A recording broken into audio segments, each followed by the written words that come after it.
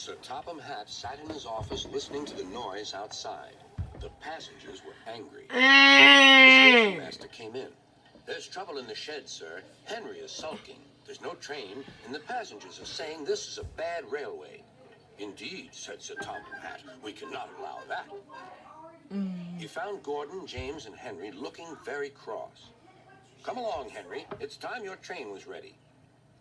"Henry's not going," said Gordon. "We won't shunt like little tank engines. That was Thomas's job. We're important tender engines. You fetch our coaches and we will pull them. Tender engines don't shunt." "We'll see about that," said Sir Topham Hatt. "No engine on my railway is too important for small jobs." And he hurried away to find Edward. The yard has never been the same since Thomas left to run his branch line, he thought sadly. Edward was shunting. "Leave those freight cars, please, Edward," said Sir Topham Hatt. "I want you to push coaches for me in the yard." "Thank you, sir. That will be a nice change."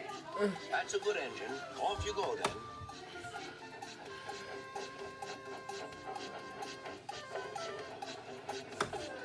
So Edward found coaches for the three engines, and that day the trains ran as usual.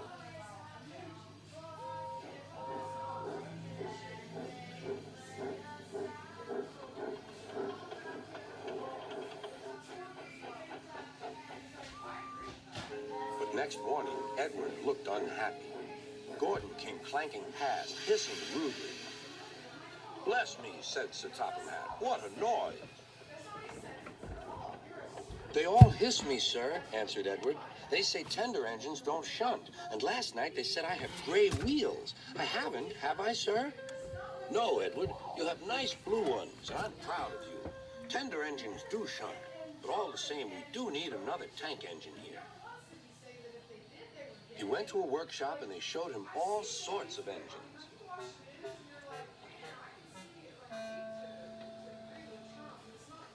At last he saw a smart little green engine with 4 wheels. "That's the one," he thought. "If I choose you, will you work hard?"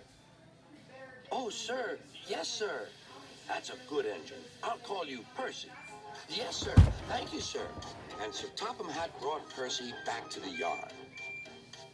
"Edward," he called, "here's Percy. Will you show him everything?" Percy soon learned what he had to do, and they had a happy afternoon.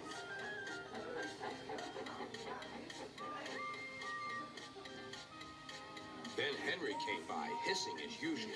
Whoosh went Percy. Henry jumped and ran back to the shed. "How beautifully you wheeshed him," laughed Edward. "I can't wheesh like that." "Oh," said Percy, "that's nothing. You should hear them in the workshop. You have to wheesh loudly to make yourself heard." Next morning, Thomas arrived. "Sir Topham Hatt sent for me. I expect he wants help," he said to Edward. "Shh, shh, here he comes," replied Edward. "Well done, Thomas. You've been quick.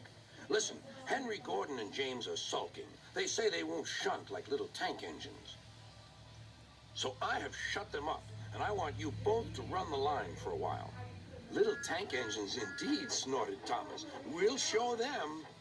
And Percy will help too." "Oh, sir. Yes, sir. Please, sir," answered Percy. Edward and Thomas worked the main line, greeting each other as they passed by. Percy puffed along the branch line. Thomas was anxious about Annie and Clarabelle, but both driver and conductor promised to take care of them.